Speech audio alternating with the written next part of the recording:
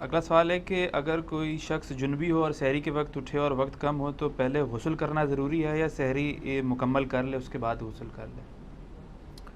پہلے سحری کرے جی، غسل تو بعد میں بھی ہو سکتا ہے. سحری رہ گئی تو رہ گئے پھر آپ، کیونکہ سحری کے بغیر روزہ رکھنا بڑا مشکل کام ہے.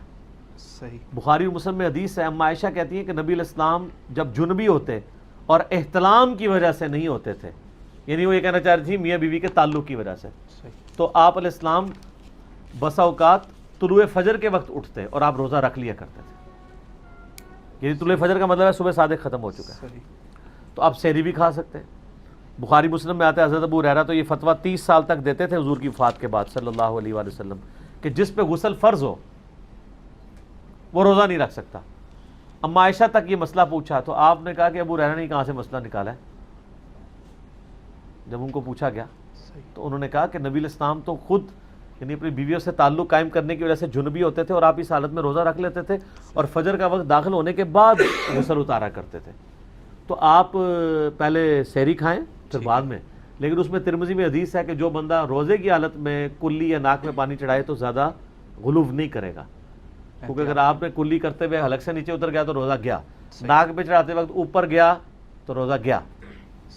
تو آپ نے پھر احتیاط سے کرنا، زیادہ اوپر نہیں کھینچنا. اچھا اب آپ اس میں یہ بھی دیکھیں کہ نبی علیہ السلام پہ جو غسل فرض تھا وہ آپ کو پتا تھا نا کہ مجھ پہ غسل فرض ہے، تو آپ رات کو غسل کر لیتے.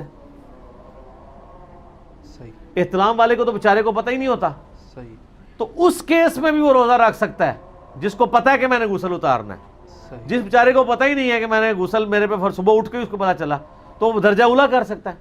اور اس میں یہ بھی یاد رکھیں کہ اگر دوران روزہ کوئی شخص سویا دن کے وقت اور اس کو احتلام ہو گیا ہے تو اس کا روزہ نہیں ٹوٹے گا، کیونکہ اس کا اختیار تو نہیں ہے نا. اگلا سوال اسی سے کریں.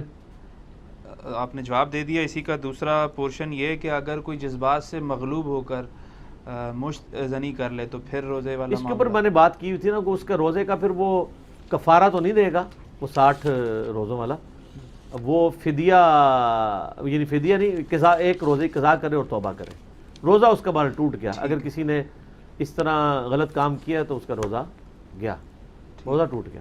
روزہ توڑنے والے کاموں میں سے ایک کام ہے یہ، اور یہ اتفاقی مسئلہ ہے.